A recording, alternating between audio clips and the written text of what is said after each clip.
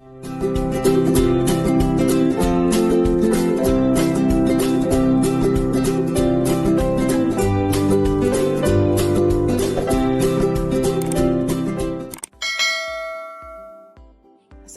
warahmatullahi wabarakatuh. Hai anak-anak kelas 4, bagaimana kabarmu hari ini? Alhamdulillah luar biasa, semoga kalian selalu sehat, cerdas, dan ceria. Hari ini kita akan belajar bahasa Indonesia tema 8 subtema 1 tentang jenis-jenis cerita fiksi. Mengawali belajar, mari kita berdoa menurut agama dan kepercayaan masing-masing agar dapat berjalan dengan lancar. Berdoa cukup. Sebelum dilanjutkan, yuk bersama-sama kita tekan dulu tombol like, subscribe, and comment, dan jangan lupa dinyalakan loncengnya ya, agar kalian yang pertama kali mendapatkan notifikasi jika ada video terbaru. Apa itu cerita fiksi? Baik, kita bahas bersama-sama. Cerita rakyat merupakan salah satu jenis cerita fiksi. Yang dimaksud cerita fiksi adalah cerita yang bersifat rekaan atau khayalan yang tidak berdasarkan kenyataan. Yang termasuk jenis cerita fiksi itu apa saja? Yaitu yang pertama ada cerita jenaka, yang kedua mite atau mitos, ketiga fabel. Jenis cerita fiksi yang keempat adalah legenda, dan yang kelima adalah sage atau cerita panji. Untuk lebih jelasnya akan kita bahas satu persatu. Yang pertama adalah cerita jenaka. Cerita jenaka adalah cerita pendek berisi kebodohan atau kecerdikan seseorang dan menimbulkan senyum atau tawa bagi pembaca atau pendengar. Contoh dari cerita jenaka yaitu yang pertama Si Kabayan Sunda, Lebay Malang Sumatera, dan Pak Banjir Jawa. Jenis cerita fiksi yang kedua adalah mite atau mitos. Mite adalah cerita yang berhubungan dengan kepercayaan suatu benda, peristiwa gaib, alam gaib, atau yang dipercayai mempunyai kekuatan gaib. Contoh mite adalah dongeng Dewi Sri atau Nyi Roro Kidul.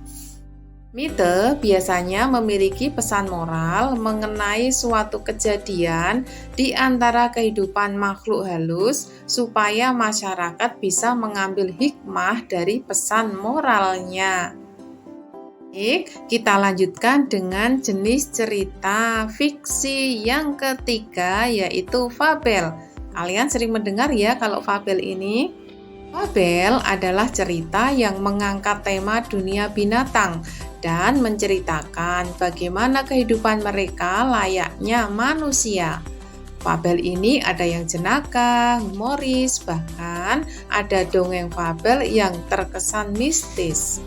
Contoh fabel adalah cerita Sang Kancil, Kancil dan Buaya, dan Monyet yang Rakus. Sebenarnya masih ada contoh cerita fabel yang lainnya ya. Selanjutnya adalah jenis cerita fiksi yang keempat yaitu legenda. Legenda adalah cerita lama mengisahkan riwayat terjadinya suatu tempat atau wilayah kejadian alam, asal-usul sebuah tempat, atau nama suatu daerah. Bisa juga asal-usul suatu benda atau kejadian di suatu tempat atau daerah. Contoh dari legenda yaitu ada legenda Banyuwangi, Malin Kundang, Danau Toba, Rawa Pening, dan lain-lain ya. Yuk kita lanjutkan dengan jenis cerita fiksi yang kelima, yaitu sage atau cerita panji. Cerita panji atau sage adalah cerita lama yang mengandung unsur sejarah, misalnya kepahlawanan.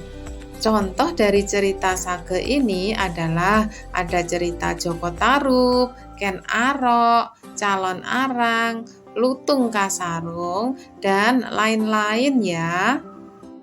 Anak, selain dari kelima jenis cerita fiksi tadi, sebenarnya yang termasuk dengan cerita fiksi yang lainnya masih ada. Apakah itu? Mungkin kalian sudah sering mendengar atau bahkan membacanya, yaitu cerpen dan novel.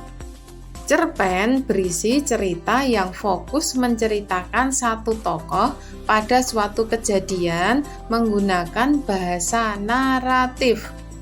Cerpen tersusun minimal 20.000 kata ya.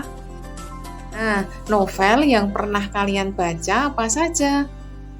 Kita lanjutkan dengan novel. Apakah itu novel? Novel itu merupakan karangan cerita fiksi yang panjang dan mengandung rangkaian cerita kehidupan seseorang dengan orang sekelilingnya dan menonjolkan watak setiap tokoh. Demikianlah materi hari ini ya. Semoga kalian sudah memahaminya tentang jenis cerita fiksi. Mari kita akhiri belajar dengan berdoa menurut agama dan kepercayaan masing-masing agar kita memperoleh ilmu yang bermanfaat. Selamat belajar dan tetap semangat. Wassalamualaikum warahmatullahi wabarakatuh. Thank you for watching.